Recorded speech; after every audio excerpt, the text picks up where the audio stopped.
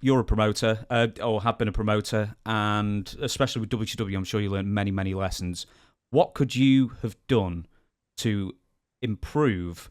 I'll give you two questions, actually. One, to improve TNA's house show attendance, and two, were you one of the voices screaming at people to get the Impact tapings on the road instead of just in the same building every week?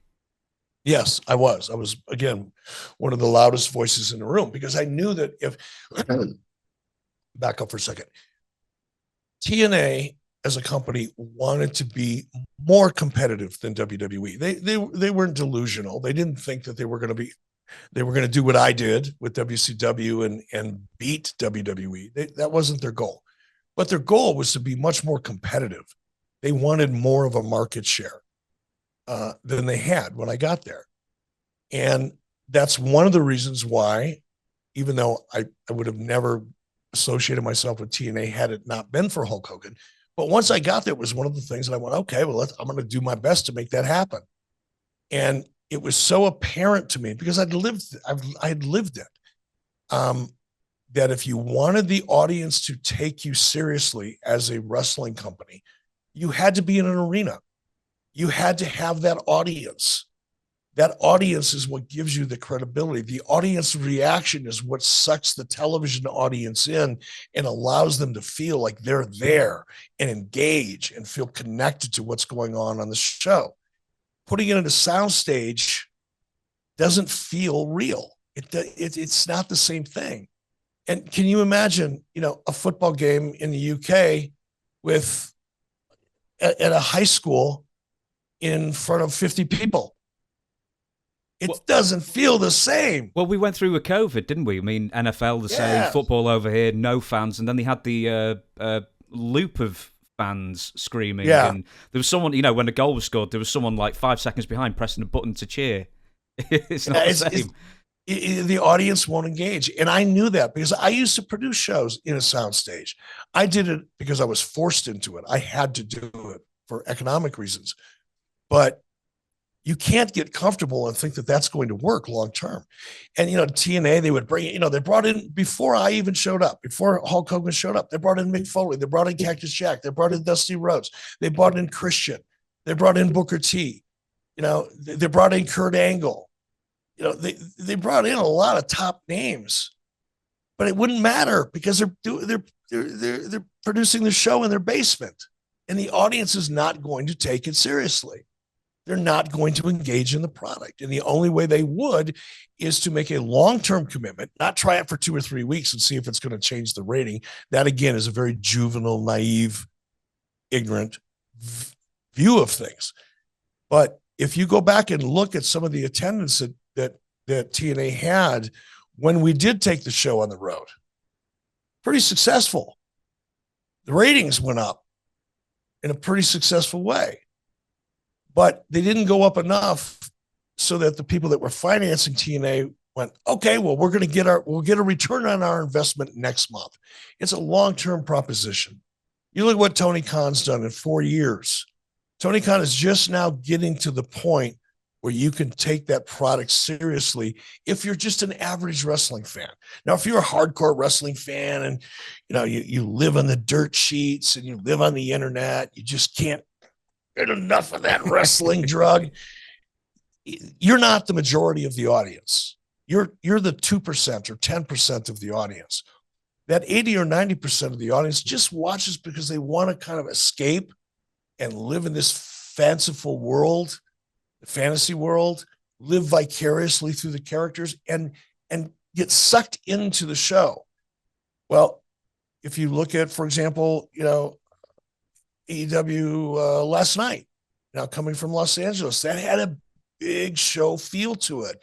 It felt really good as a television show. It's taken 4 years and a lot of money. Tony Khan, to his credit, Tony's willing to spend the money. TNA wasn't. TNA, if they spent the money today, they wanted to get a return on that investment 3 days from now, and that's not real.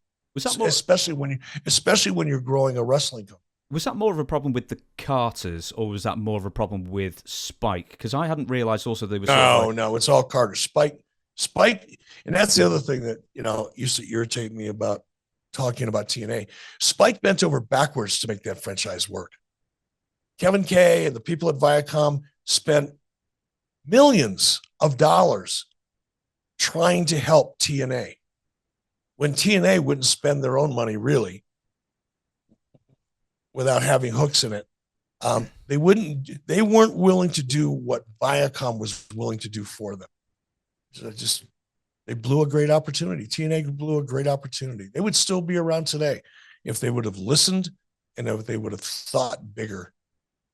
With the contracts as well, I hadn't realised this because I'm not like a giant TNA fan or anything. I hadn't realised that Spike was picking up the contracts of some of the bigger names, Sting, Kurt Angle, some others. Was your contract Spike as well?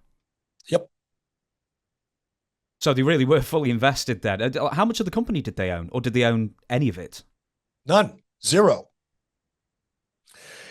And if you go back and you look at, what was going on at Viacom at the time, and you remember UFC's reality show, The Ultimate Fighter, was on Spike TV. Spike TV and that show, Ultimate Fighter, is, I think, more responsible for the explosive growth and success of UFC than any other single move or single strategy. And Spike TV put a lot of time and money into that show. They promoted that show. Spike TV and their relationship and support of The Ultimate Fighter is one of the reasons that UFC became the success story that it did. I don't think anybody can argue that. If they do, they're full of shit. So when UFC, when their contract was up, UFC said, oh, well, we're going to go shop our show. We're going to take it somewhere down the road, which is legitimate. That's business. But from Viacom's point of view, they went, okay, that's the end of that. We are never going to invest and use our television platform to build somebody else's company so they can take it down the street and compete with us. And that's when Viacom and Spike decided, if we're going to promote and present live action.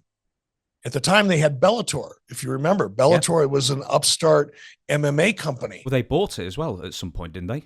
I believe. For that very reason. Exactly. Viacom bought that because of the experience they had with UFC. And they went, well, I don't want to let that happen again. Let's own it. And when that decision was made, I was at TNA when that decision was made.